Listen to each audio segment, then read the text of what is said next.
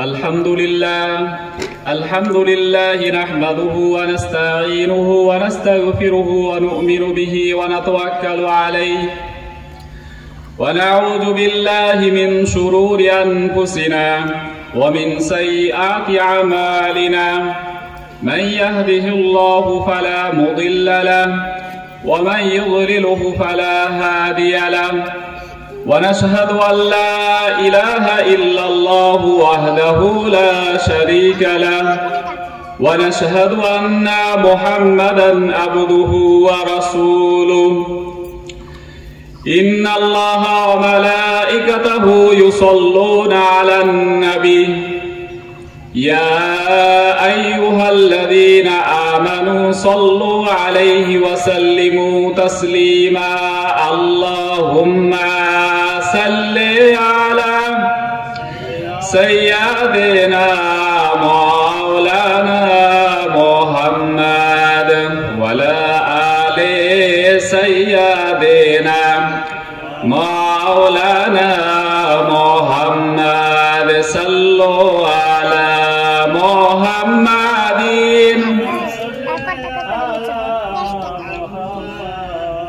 हर दम जाबान से निकालो पाक नामे मोहम्मद हर दम जाबान से निकालो साफियाना मोहम्मद।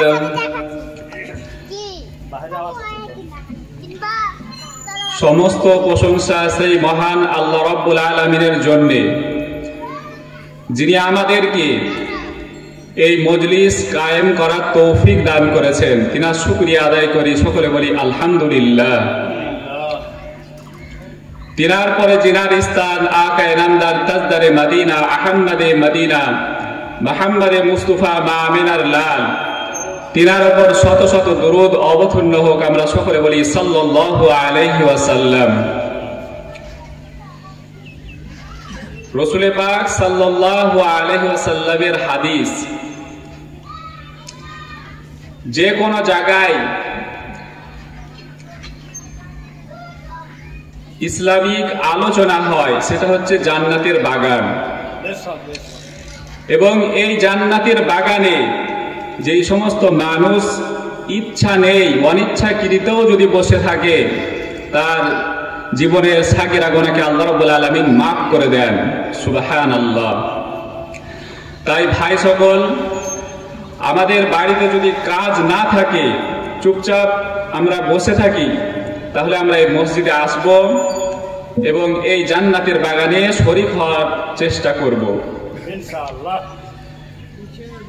এখন আমরা যদি আসি তাহলে দুটো স্বভাব পাওয়া যাবে। এক হচ্ছে সামনে আমাদের সময় হচ্ছে আসরের ওয়াক্ত চলে আসছে, তো মসজিদে এসে এই যে মাহফিলে বসবো, জান্নাতের বাগানেও বসার সওয়াব পাওয়া যাবে, এবং যে নামাজের জন্য আমরা অপেক্ষা করব সেই নামাজেরও আমরা সওয়াব পেতে থাকবো। তাই ভাই সকল, আমরা এই মজলিসে আসার চেষ্টা করি, না আসলেও আমরা এই দিকে একটু ধ্যান রাখবো। রাসূল পাক সাল্লাল্লাহু আলাইহি ওয়াসাল্লাম বলেন, আসহাবিকান নুজুম বিআইহিম ইকতিদাইতুম ইহতিদাইতুম, যে আমার সাহাবারা হচ্ছে আকাশের তারকার ন্যায়, তোমরা আমার সাহাবাদেরকে বিআইহিম ইকতিদাইতুম ইহতিদাইতুম, তোমরা আমার সাহাবাকে যদি ফলো করে চলো, ইহতিদাইতুম, হিদায়াত পাবে। আমরা যে কোনো সাহাবীর জীবনী পড়তে জানলে পড়বো, না জানলে মানুষের কাছ থেকে যারা জাননেওয়ালা তাদের কাছ থেকে শুনবো, এবং তার উপরে যে কোনো একজন সাহাবাকে যদি আমরা মেনে চলি তাহলে আমরা হেদায়েত পাবো। কারণ রাসূল পাক সাল্লাল্লাহু আলাইহি সাল্লাম বলেন যে আমার সাহাবাদেরকে তোমরা যদি ফলো করে চলো তোমরা হেদায়েত পাবে, আল্লাহকে চিনতে পারবে। কারণ সাহাবীরা এত কষ্ট পাওয়ার পরেও ঈমান ছাড়েননি। আমাদেরকে তো ঈমান নিয়ে আসার জন্য কেউ কষ্ট দেয় না, কিন্তু সাহাবাদেরকে প্রথম ঈমান আনার সময় অনেক কষ্ট দিয়েছে।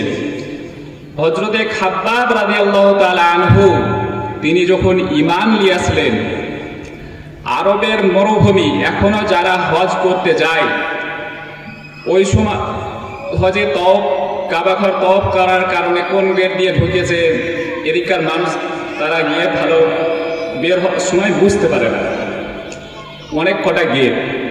তো চপ্পল জুতো কোথায় রেখেছে না বুঝতে পেরে অন্য গেট দিয়ে বের হয়ে যায়। তো ওই খালি রাস্তায় হেঁটে যেতে যেতে তাদের পায়ে ফুসা পড়ে যায়। তো সেই যুগেও রোদের তাপের কারণে বালু আগুনের মতো দাও দাও করে একটা অবস্থা। তো সেই সময় হযরতে খাব্বাব রাদিয়াল্লাহু তাআলা আনহু যখন ঈমান নিয়ে এসেছিলেন, ওই আরবের বালিতে, গরম বালি, যাতে আমাদের স্বাভাবিক বললে বুঝে আসবে যে চাল ফেলে দিলে মুড়ি হয়ে যাবে, ওই বালিতে খাব্বাব রাদিয়াল্লাহু তাআলা আনহুকে দুপুর বেলায় শুইয়ে দিতেন এবং নড়াচড়া যেন না করতে পারে সেই কারণে তার বুকের ওপর একটা বড় পাথর দিয়ে চাপা দিত, জানেন, এ নড়াচড়া না করতে পারে।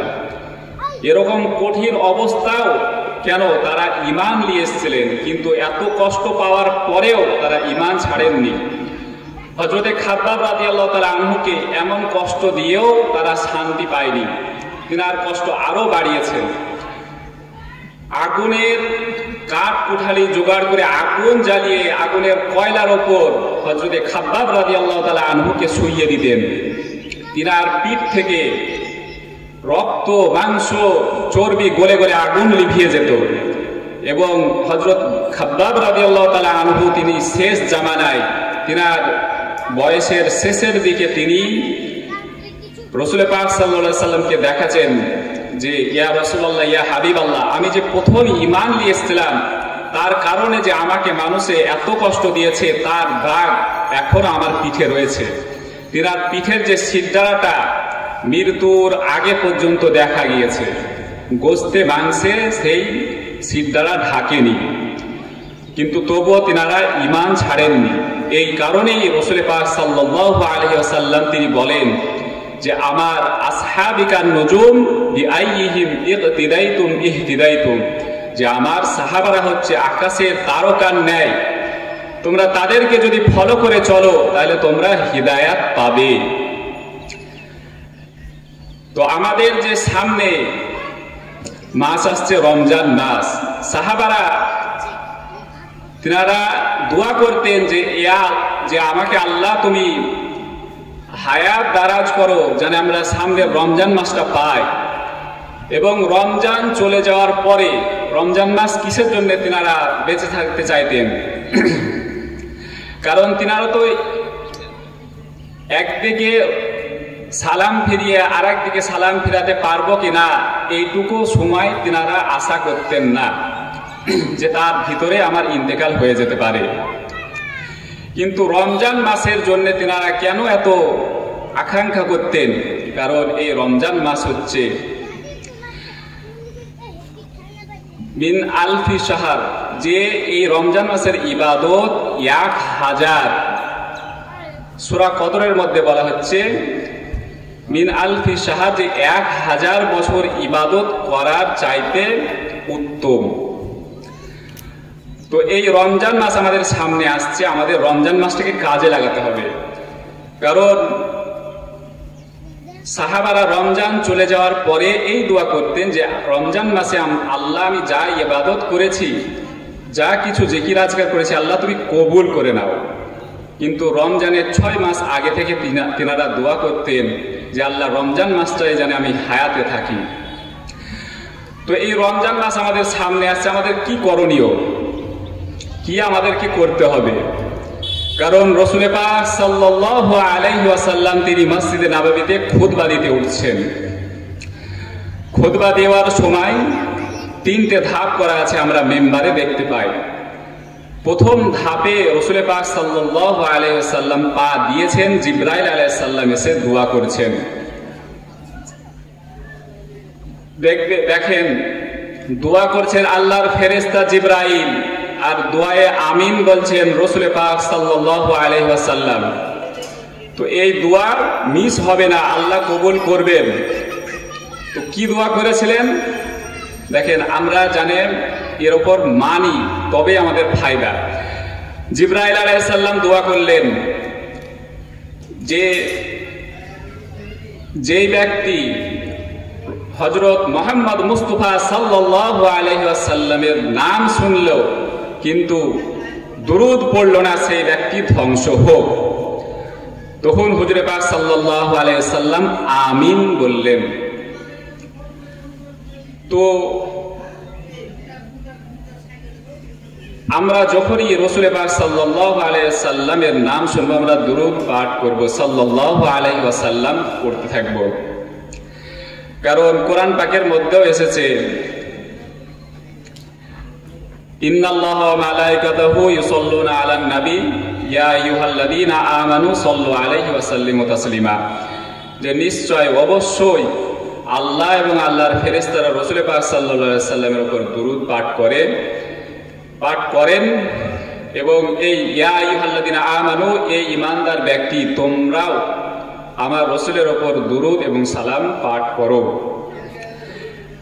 দ্বিতীয় ধাপে রাসূল পাক সাল্লাল্লাহু আলাইহি ওয়াসাল্লাম যখন পা রাখলেন তখন জিবরাইল আলাইহিস সালাম এই দোয়াটা করেছিলেন, যে ব্যক্তি মাতা পিতাকে পেল কিন্তু তার সেবা যত্ন করে জান্নাত কামিয়ে নিতে পারল না, সেই ব্যক্তি ধ্বংস হোক।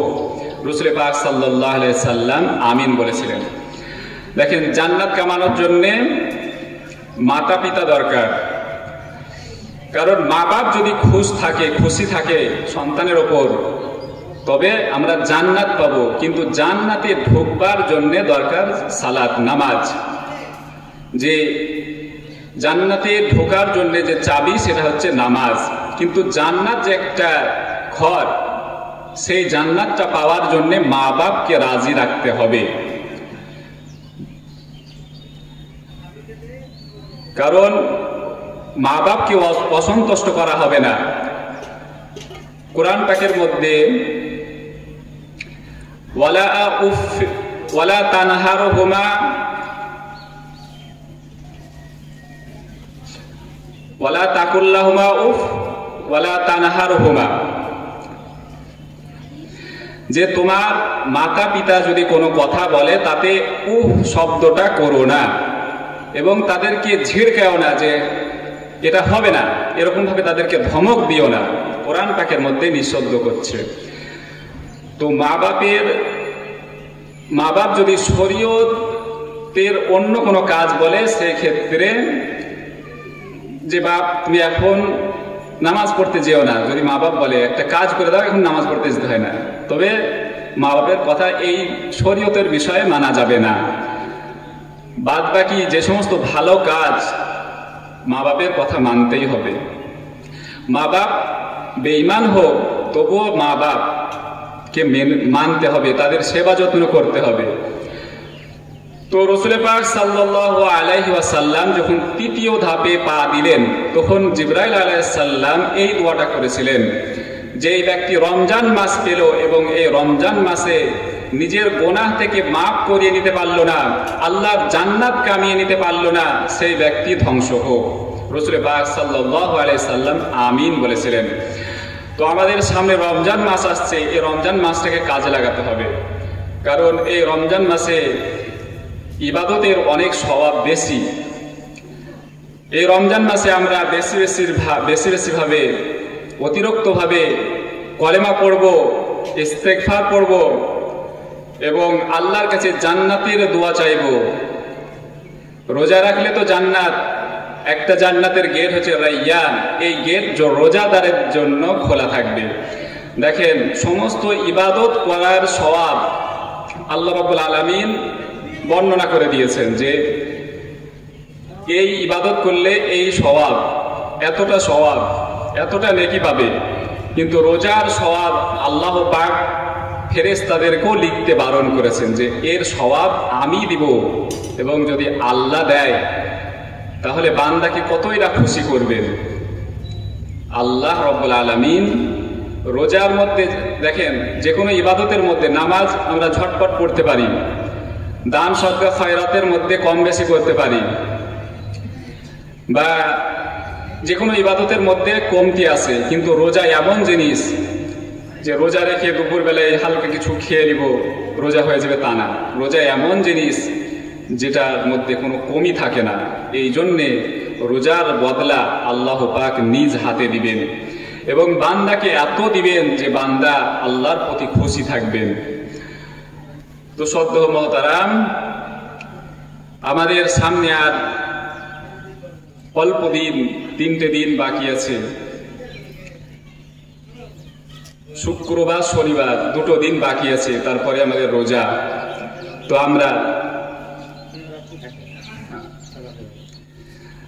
আমরা এই রোজার মাসে আসছে আমাদের সামনে, আমরা রোজা রাখবো ইনশাআল্লাহ এবং যত পারবো ইবাদত বান্দেগি করতে থাকবো ইনশাআল্লাহ। আল্লাহ আমাদেরকে জানি এর ওপর আমল করবার তৌফিক দান করেন। আমরা সকলে বলি আমিন। ওয়া আখিরু দাওয়ানা আলহামদুলিল্লাহি রাব্বিল আলামিন।